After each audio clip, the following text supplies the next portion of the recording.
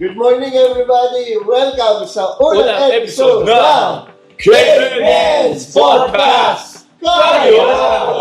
So unang beses namin itong gagawin, sabi nga, is unang episode ng aming podcast ngayon at ang pag-uusapan natin today is Christian Fatherhood. Paano maging tatay ang isang Kristiyano? Oo, mahirap yun ang topic na yan dahil sa panahon ngayon, ang daming kaaway, ang daming kalaban. Yung kaaway, in term na yung gadget, yung gano'n, yung mga Maraming kaagaw. kaagaw, yan. Gagaw ng atensyon ng anak. Oo. Parang wala na yata ang anak na hindi nag-gadget ngayon. Simula sa mga 2 taon, anak ko, 2 taon pa lang. Kasi, di ba, nag-ano na, sa cellphone na siya nakatutok. Oo. Pero kailangan lagi tayo nakasubaybay sa mga Kaya pag-isip pa ng bata, mahanapin cellphone. Kasi, telepono. samantalang dati, no, kahabulan pa para manood ng TV. umuwi, nag-upload ng Dragon Ball. Dragon Ball, Sailor Moon. Mga 90s yun. 90s, Oo, 90s. pero kami hindi. Papay. Combat. Batibot. Sa akin, Hindi, batibot. batibot. Yung panahon naman namin, Panahon namin yun. preso, di ba? Combat. Ayun, naabutan ka pa yun. Trumpo. Oo, ngayon, wala na. Pero nakakatakot pag yung anak mo, alam mo na yung nakikita mo, puro gano'n na lang, wala nang time sa Lord, which is yun yung pinakamalaga, yung karoon ng alam naman natin na tiyak na tiyak sa buhay natin na darating tayo sa kamatayan ng bawat isa sa atin. Yun ang tiyak na mangyayari. Ang problema, hindi natin alam. And ang bilang Kristiyano, kailangan natin madala sa Panginoon talaga ang bawat kaluluwa. Especially yung family natin.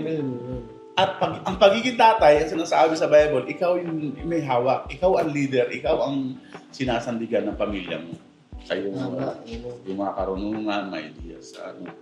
At kung ano yung mai-impart mo sa anak mo, yun yung na problema, hindi natin kaya kung buti na lang andyan yung tulong ng Panginoon. Diba? Talaga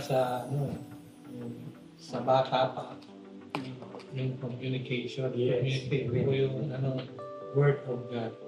Maaari nga, post mo katulad nga sinasabi niya, aklat ni Moses, post mo yung mga word of God para maalala niya. Ito ang dapat gawin. Naalala ko lang, sabi mo kasi kay Nelson, naalala ko lang yung snack natin today is brought to you by Skyflex. Baka naman. Oo naman, Skyflex. Speaking of communication, sabi ni Brother Nelson, sa pamilya niyo, paano kayo nakipag-communicate sa mga anak? Ganda yan. Halimbawa ako, may 4 years old na madalas pa siya nung lumalapit sa akin, so nakapag-communicate pa ako sa kanya.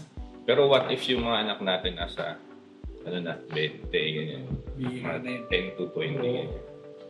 May sarili ng medyo mahirap na nga. Pero huwag nating kalimutan na ipaalala sa kanila yung Word of God. Huwag tayong magsawa sa magpaalala sa kanila. So, ang instruction ng Diyos sa ating buhay o ang manual ng ating buhay ang Bible. Parang, di ba kasi ang buhay nila ngayon, school, gigising umaga, school, barkada, tapos uwi, paggabi, nagawa ng assignment. Parang, inisip ko pa lang ngayon, parang wala ka ng time para makausap sila unless kumari, pag matutulog na lang kayo, may devotion kayo, ganyan, di ba? Doon kayo yung time na makapag-share kayo. Pero yung sa panahon kasi ngayon talaga, gadgets is everything na eh. Yun yung nagiging focus ng mga Busy pumalayo na sa Panginoon. Welcome nga pala ulit natin si Kuya Orly. Yeah. Salamat. Welcome back. Mga 3 to 4 years sa atin hindi nakita yan. Namiss talaga. I-follow up ko lang dun sa, may tanong ako para sa lahat. Sabi ni Don kanina, paano ka makakipag-communicate, paano mo i-handle yung mga anak ko. Ang isang tanong ko para sa lahat is, am I too hard or am I going to be too soft para sa isang tatay? Magiging, ano ka ba, hard na hard ka na, disiplinahin mo, or soft. Ano sa tingin niyo, anong take ko siya doon? Siyempre, para sa akin, mag-umpisa ka sa soft. Kung ano naman, kung nagwo-work naman yung pagiging ganun mo, makikita mo. Ang importante, how you react of paano pinamumuha yung buhay mo. Kasi tinitingnan, yung iba-iba kasi ang bata stages eh. Ang bata, tagbata, siyempre, depende sa parents yan. Depende kung ano yung habit mo, magiging habit nila yun. Tama ko. Tsaka kung ano yung lagi yung ginagawa na sinasanay mo isa sa ganung bagay. Alam mo si Idol, Manny Pacquiao, idol talaga eh. Makita mo yung mga anak niya, di ba? Bible, isang Bible, makita mo, nagbabasa ng Bible, may time sa gano'n. Hindi ko kaya gawin sa anak ko yun, hindi.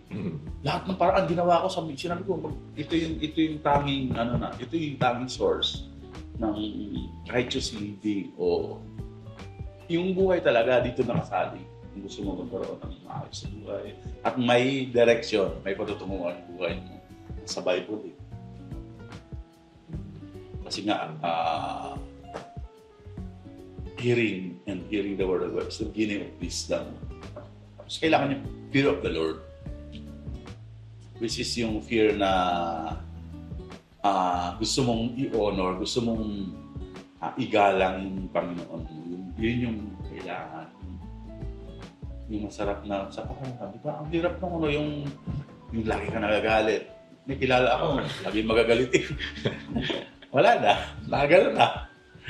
Yung hindi nagtagal kasama ko sa trabaho dati. Laging parang negatibo yung sa nag-aaral sa pamilya. Balance sila.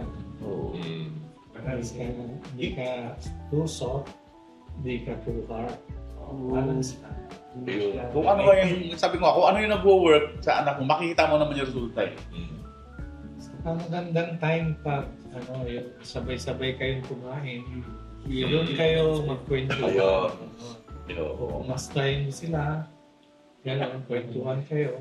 Pero sa bilang father, bilang tatay, kailangan lagi tayong may banding na banding kayo, usap kayo ito kung ano.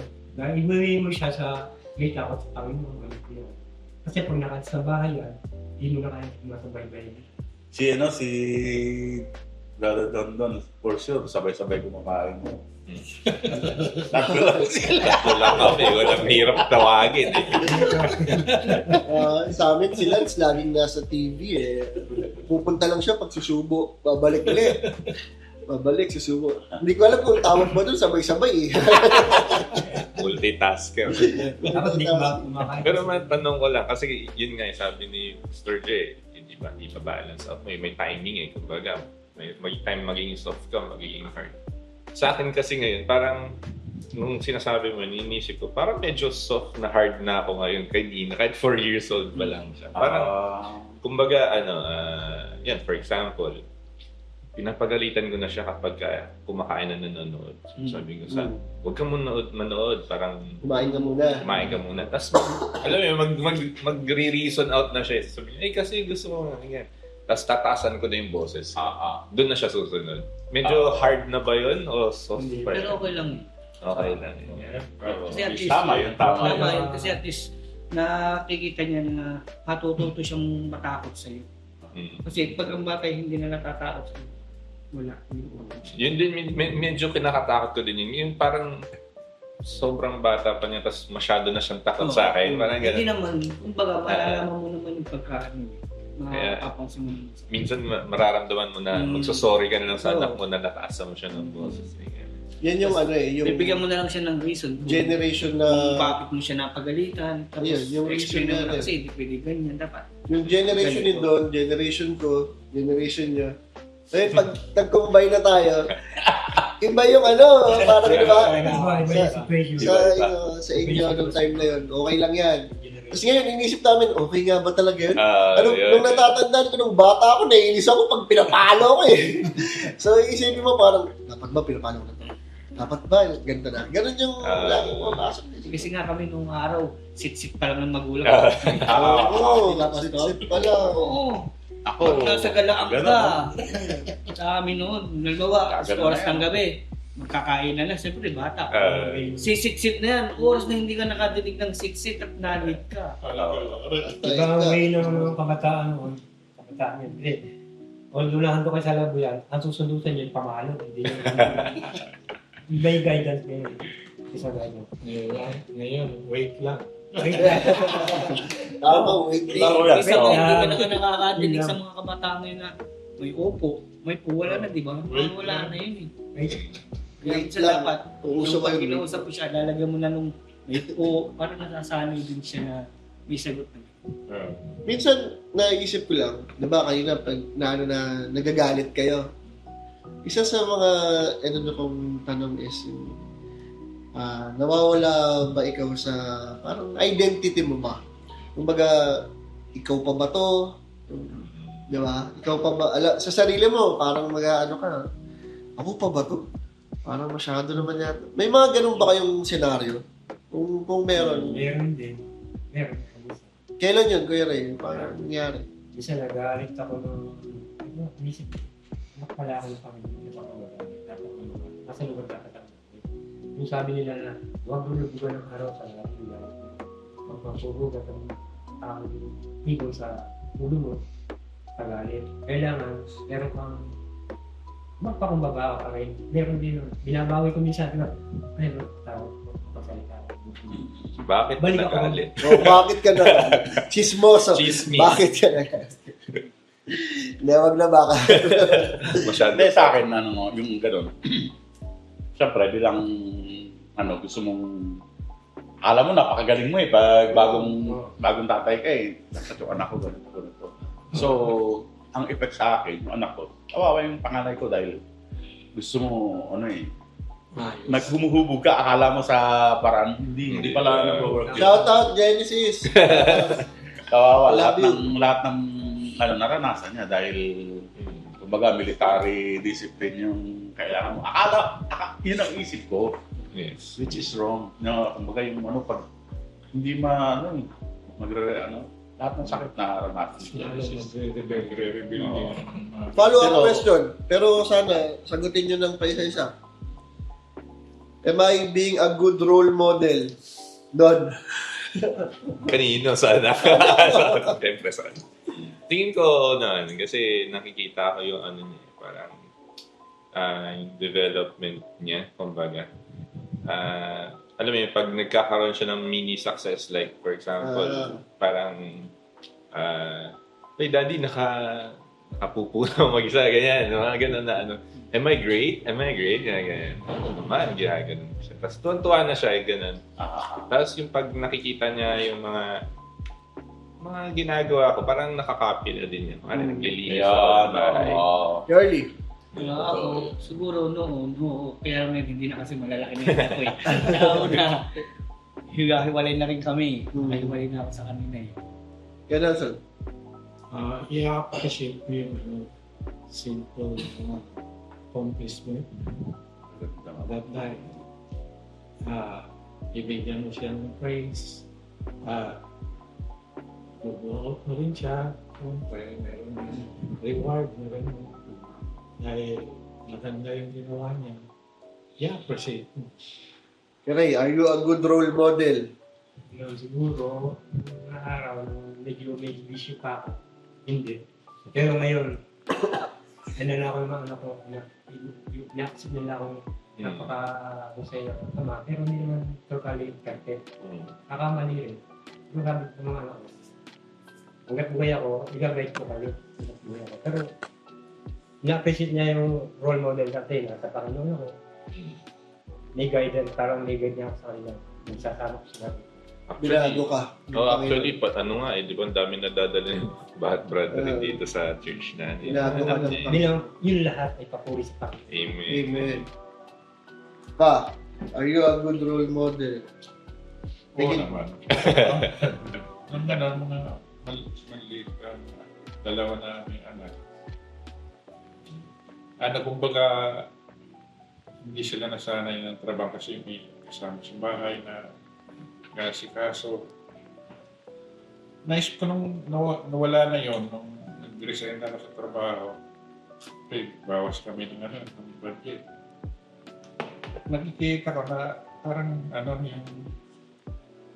yung gumawa sa gawaing bahay, kulang sila sa kasi nakadepende doon sa mas sa aking ngayon, sabi ko parang mas maganda pa pala na tinuruan mo ng maliit pa, ng unti-unti, hanggat sa lumalaki sila, hindi sila nagiging dependent ng kanino-kanino. O sa natututo sila ng sarili nila mga gawaing bahay. Kasi sa bata, pag isa sa mga gawaing bahay talaga matuto mo.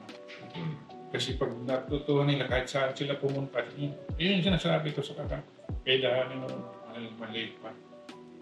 Na kung marunong kayo sa lahat ng bagay sa loob ng bahay, pumunta man kayo sa ibang lugar, hindi kayo Sa isang bahay. magagawa niyo yung ma-apply niyo sa sarili niyo yung mga natutuhan niyo. Sabihin pa, maganda ang nagpalaki sa'yo. Credit sa magulang. Ito. Sa my part, yun talaga yung babagdan. Kasi normal sa tao na ang normal na tao nagsigarilyo, nagiinom. Akala nila normal yun. Yun. Pero maging role model ka na bantayan mo sarili mo na tingnan mo lagi na may andun yung anak mo sa'yo. Oo. Pipigilan ko, siyempre, hindi ako uupo sa mga sugalan. Siyempre. Mas na-observe ko din yun na nag-work yun dahil one time, yung hindi naman tayo uminom ng red wine. Red wine. Hala, ang sabi ng anak ko, susumbong kita kay Pastora. O, di ba? Ang aware ka, hindi mo alam yung mga ginagawa mo. May sa kanya. Meron na siya na ito yung tama. In-explain ko sa akin. Hindi ito yung normal. Kaya yung mga anak ko, pag merong bake, may nakita kong bake. Talagang yun. Iba yung iba yung grounded mo sa akin. Kung gusto mong hindi sa akin yan, kaklase ko yan. Maganda talaga yung leadership o leadership. Anak, hindi hindi alak to, red wine to. Kapag gano'n. At saka, sige, next, na lang. Kasi ang tingin niya red wine. Kasi ang... Oo. Kasi alak eh. Oo. Ang alam niya, bawal sabi niya. Susubok kita. Medyo tama naman, may alcohol pa rin eh. Conscious siya sa Yung mga ganung bagay na at nakikita mo nila sa labas, ipakita mo na hindi normal yun. Hindi dapat yun. Meron, yun ang kalaban natin eh. Maging iba. Ngayon, kung makikita ka doon, magiging normal yun. Para sa kanila. Yun. Kung sabi nga sa Proverbs 22:6 na train up a child in the way he should go. Even when he is old and he will not depart from it. So yung learnings na nakukuha niya mula pa ng bata na ini-instill ng magulang, nakukuha niya yun sa bata. So, yun siya. So ako, kung sasagutin ko yun, kung tingin ko ba role model ako, hindi ko pa alam. Para sa akin, nasa early stages pa rin talaga ako. Baga lahat ng dinadaanan ko ngayon is hindi naman sa sinasabing trial, is more of testing waters talaga siya. Hindi ko alam kung tama yung ginagawa ko. Ako sagot para. Hindi ko alam kung tama. Ako sagot para. Kasi Si Lance nung may umiyak na bata, di ba? Anong sabi niya? hindi ko alam. May isang bata na pinalo ata. No, don't hurt. Baga, parang yung para sa bata na yun, nasasaktan siya. Kumbaga, makita mo doon kung paano nare-raise si Lance. With compassion. Oo. Ayaw niya nang may na-hurt. Diba ayaw niya nang gano'n. protective siya na. Oo. Kahit kay Nina protective din. Yun, Oo, sila yun. talaga, protective yun kay Nina. Ayun yung tinataas ng boses si Nina. Ibigay mo sa kanya. Pagagalitan niya kami. Oo. Ganun sila. Nagalit sila. Oo. Nagalit siya sa akin, huwag ko daw pagalitan si Nina. Oo. Sabi niya ganun. Yun. Yung ganon. So feeling ko ganun din. Si Ken na naging maliit. Okay. Galing, no? Combination, Ken Lay. Congrats. Amen. Bilang mga tatay na lahat naman, isang tanong ko tingin nyo ba naging proud ang tatay nyo sa inyo ngayon? Baliktad naman. Baliktad naman. Kasi syempre, naranasan nyo ng maging tatay ngayon. Di ba lagi natin naririnig ako sa mga magulang natin before is that pag naging tatay ka na, malaman mo na yan. Pag naging tatay ka na. Pag naging magulang ka na, malaman mo yan na. Tapos, Sinabi ko. yung realization, no? Alam mo na kung paano. Hindi mo ma-give out yung exact words, pero alam mo na. Ganun siya na. So, ang tanong ko sa inyo, tingin nyo ba naging proud yung mga magulang nyo sa inyo? Tatay nyo sa inyo ngayon, kasi syempre, fatherhood. Siguro, Pero siguro sa akin, kasi gano'n ang pagpapalaki sa amin ng magulang yung pagpapano, yung mga disiplina sa amin, iba ngayon, disiplina. Kasi yung tatay ko, pag disiplina, talagang doon siya nakabati yung pamalo. Pero sa ngayon, yung ginagawa ng tatay ko noon, hindi ko nagustuhan, hindi ko ginagawa sa mga anak ko. Hindi imulot sa kanya ang kabutihan yung pagpapalo. Imulot sa kanya kung paano mamuhay at magiging magulang na rin kung sinabi sa ng tatay ko na magiging tatay ka rin balang araw. Malalaman mo paano. Pero sa akin, proud siguro. Dahil wala na siya. Hindi ko alam kung saan nasa na siya. Dahil ayoko magsabi na in heaven. Hindi ko alam kung saan. Yun lang. ikaw, hindi ko naabutan sa inyo. Kasi yun. panahon ko, panahon na, yung tatay ko, hindi man siya yung namamalo. Mamalo lang siya pagka yung inis na sa amin. Yung hindi kami sumusunod kagad. Yung salitan, malalaman mo pag naging tatay ka. Hanggang sa henerasyon ngayon, nasabi pa rin yun. Pero yung pagkakaiba ko, sabi ko, mas, lalo na nung natuto na ko sa Word of God, naririnig ko, mas yun ang naiyan ko, na-adapt na hanggang ngayon na. Sabi ko, kung naabutan ko yung tatay ko na ganito, mas magiging siguro matutuwa siya kasi ang pagkakaiba ng wala ka sa Panginoon at ako ngayon nasa Panginoon na napakalayo ng diferensya. Kasi ang mga kabutihan ng Diyos, yun ang na-adapt ng isang nalilingkod sa Diyos. Ito, iba ko yung tanong para kay Nelson talaga po. Kasi medyo, kumaga, seasoned ka na kay Nelson. Lapit na. Malalaki na yung mga anak mo, may mga anak na. Ang tanong ko is, ano yung hardest part of being a dad? Medyo lalalim tayo ng konti. Anong pinakamahirap na nangyari or tingin mo bilang isang ama? Yung Nabibilash. financial, Para lahat naman tayo, lalo Yes. ngayon. kasi kawawa yung mga bata, parang natitipid sila. Medyo hirap ka. Sakit parang pag hindi mo nabibigay yung... Masakit. Parang may condemnation sa puso mo. May kurot sa puso mo. Hindi mo may bigay yung maayos, yung tamang Kaya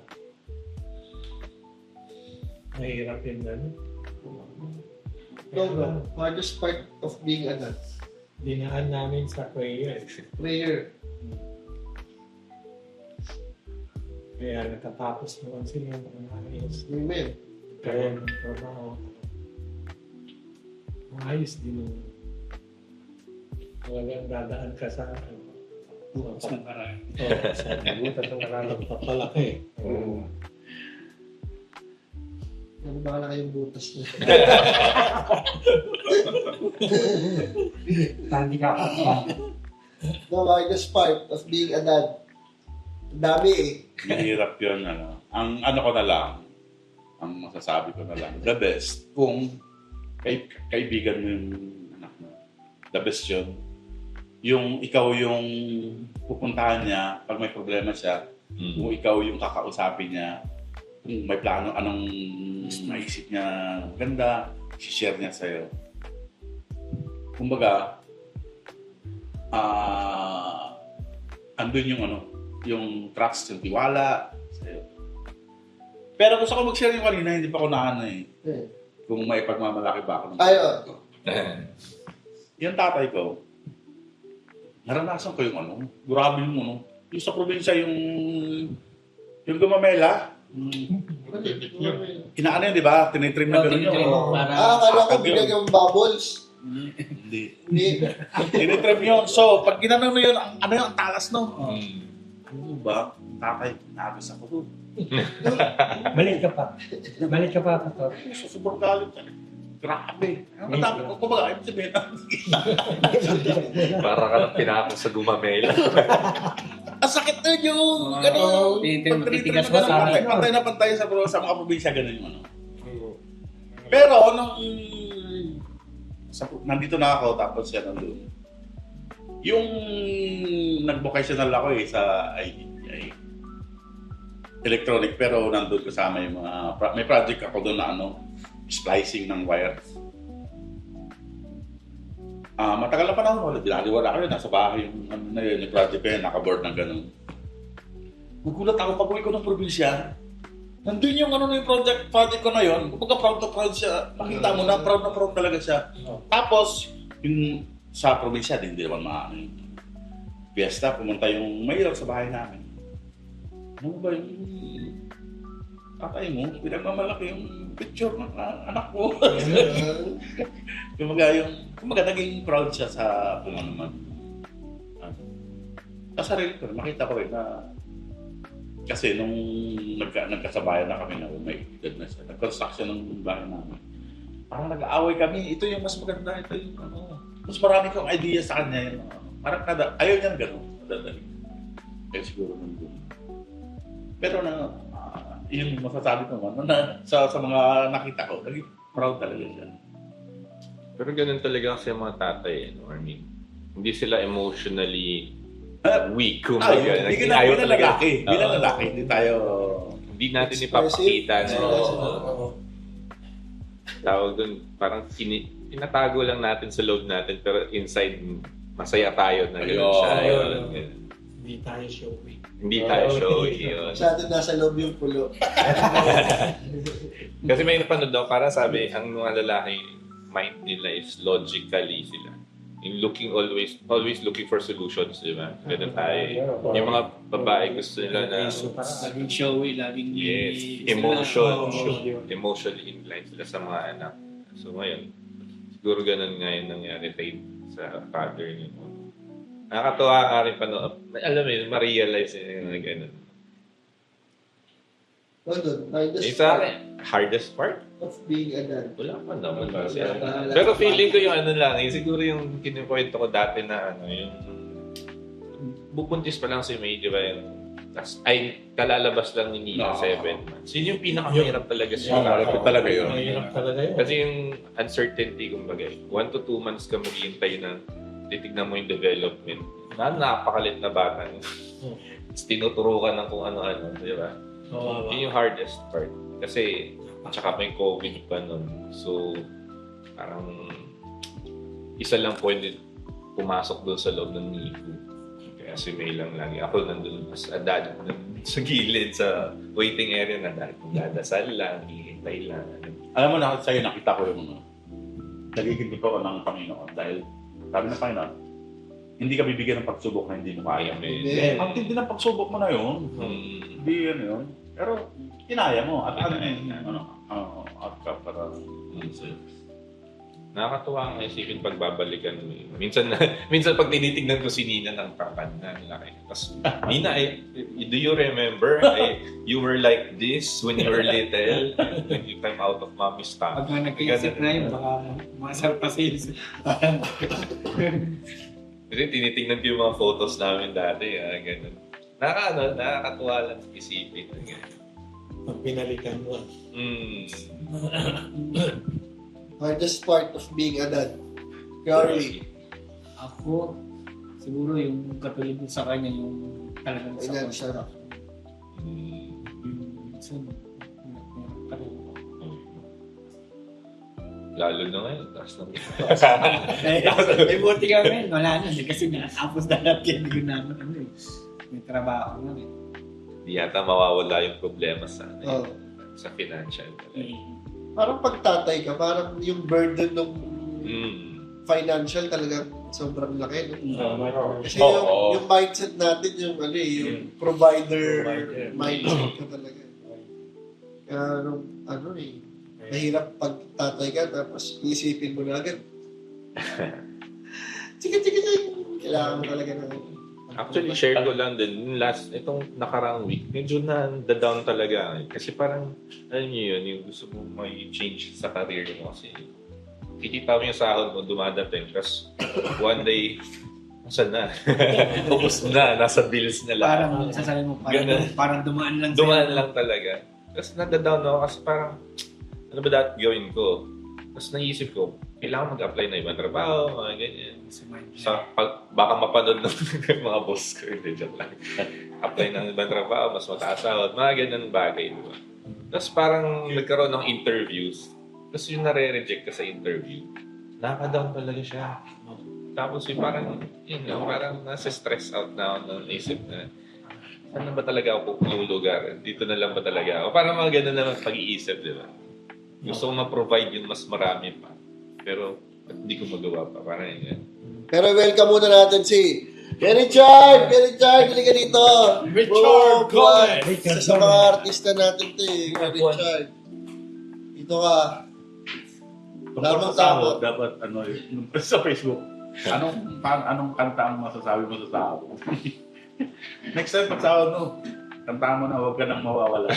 Huwag ka nang mawawala.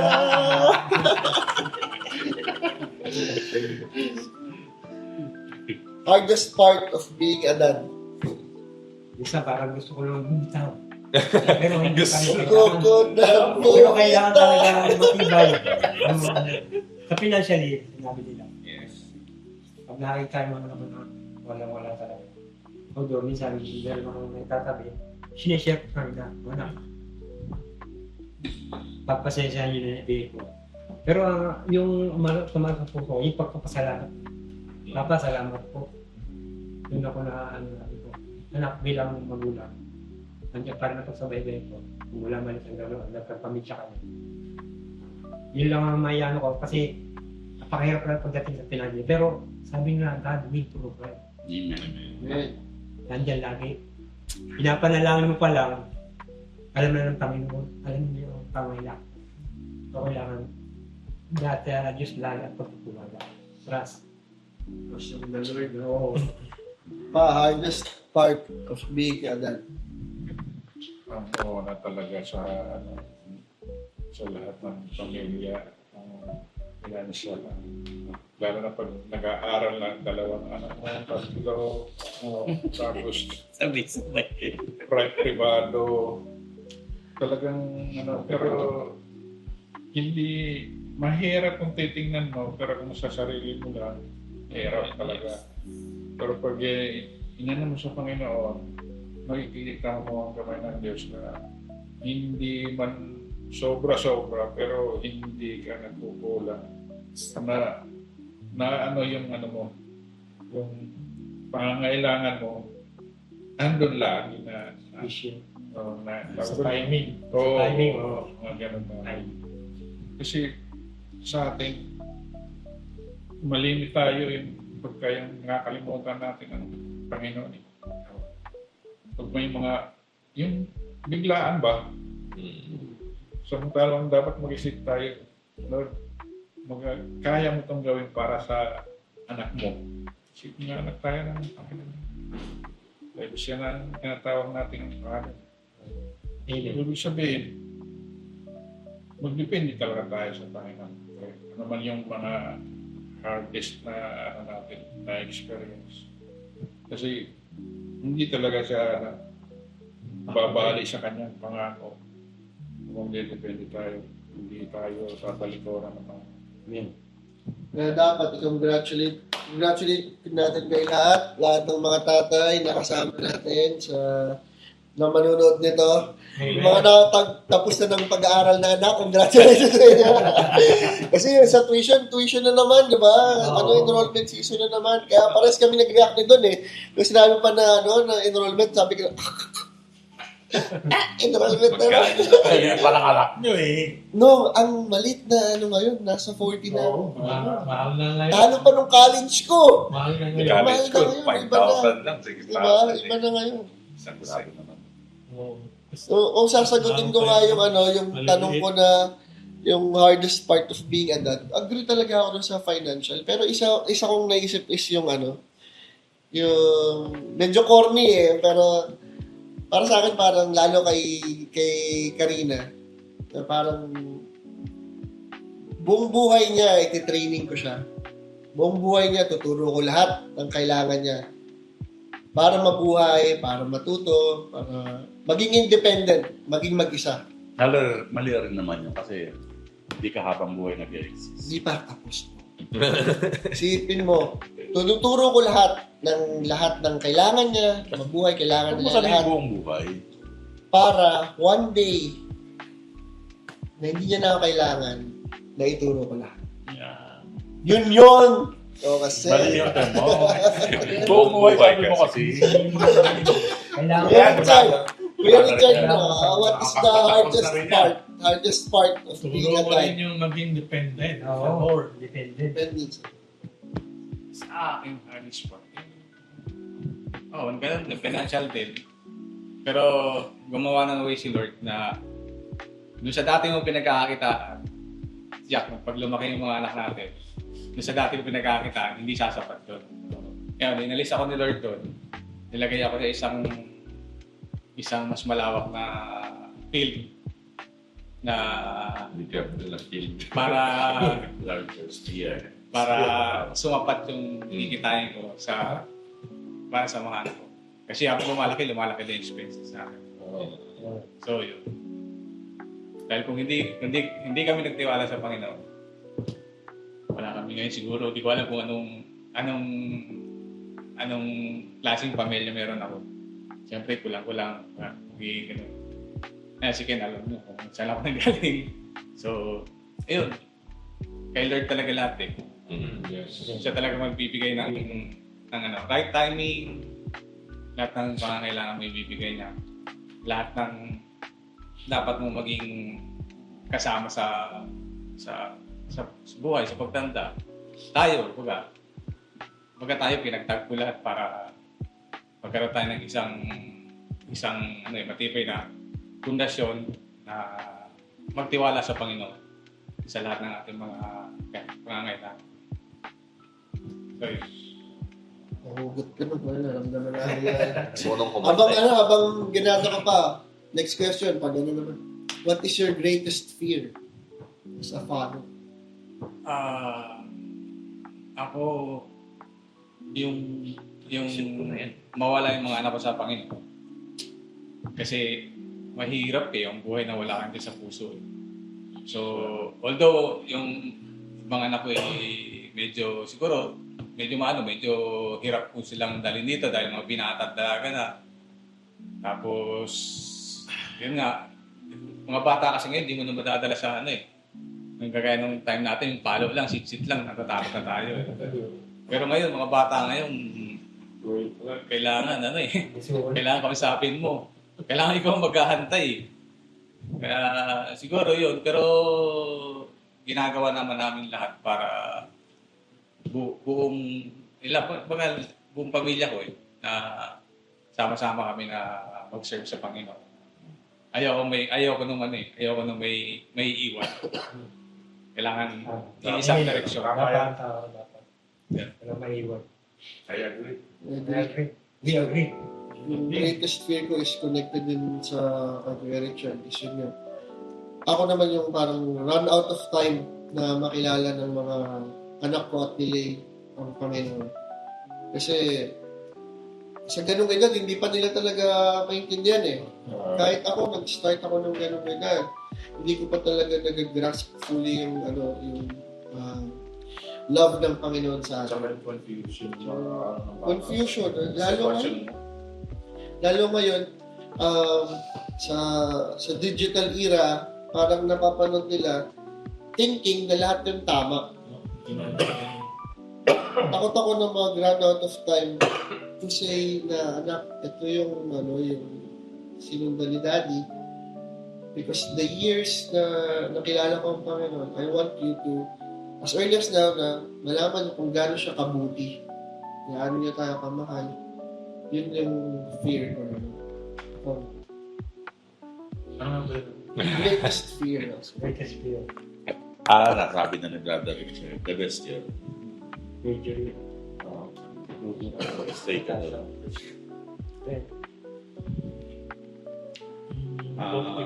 Pagkinig ko. Tama yun. Sabi ni Brother Richard. Sa lahat talaga yun. Sa lahat. Kasi kahit sinong tao nilalang na wala sa Panginoon, may bata ka o matanda ka, yung talagang pinaka-importante, lagi ka nakadikit sa Panginoon.